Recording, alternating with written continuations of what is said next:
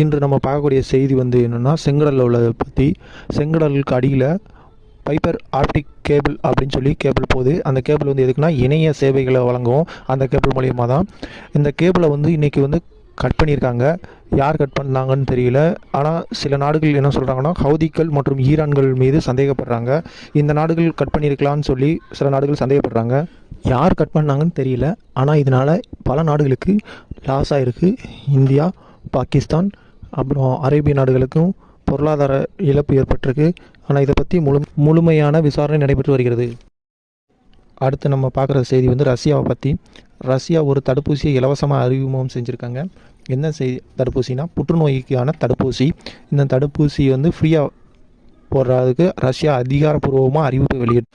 Russia இந்த புற்றுநோய்க்கான தடுப்பூசியை இலவசமாக தரதுனால பல மருந்து கம்பெனிகள் ரஷ்யா மேலே இப்போ கோபத்தில் இருக்காங்க. ஏன்னா ரஷ்யா வந்து இலவசமாக தரதுனால இவங்களுக்கு அது பிடிக்கலை. புட்டினோட ஆலோசகர் இன்று பத்திரிகையாளர்கள் பேட்டி ஒன்றில் பேசும்போது என்ன சொன்னார்னா, இன்னும் ஐரோப்பா நாடுகள் 5 ஆண்டுகளுக்குள் நிதி, இறையாண்மை, எரிசக்தி, தொழில்நுட்பம் ஆகிய அனைத்தும் இழந்துவிடும். மேலும் அது மிகுந்த பொருளாதார இழப்பையும் ஏற்படுத்தும். ரஷ்ய அதிபரின் ஆலோசகர் இவ்வாறு தெரிவித்துள்ளார். இனிமே வரக்கூடிய காலங்கள் பொருளாதாரத்தை நிலைநிறுத்துவது மேற்குலக நாடுகள் அல்ல, ஆசிய நாடுகள் மற்றும் தெற்கு பகுதியில் உள்ள நாடுகளே இனிமே பொருளாதாரத்தை உலகளவில் நிலைநிறுத்தும் என இவ்வாறு கூறியது யாருன்னா ரஷ்ய அதிபர் புட்டின் அவர்களின் ஆலோசகர் தான் இவ்வாறு கூறியுள்ளார். அடுத்த செய்தி உக்ரைனை பற்றியது. உக்ரைனில் உள்ள அமைச்சர்கள் கட்டடத்தை வந்து இன்றைக்கி ரஷ்ய ட்ரோன் வந்து தாக்கியிருக்கு. உயிர் சேதம் எதுவும் இல்லை. ஆனால் உக்ரைன் சேதங்கள் சிறிய அளவில் ஏற்பட்டிருப்பதாக.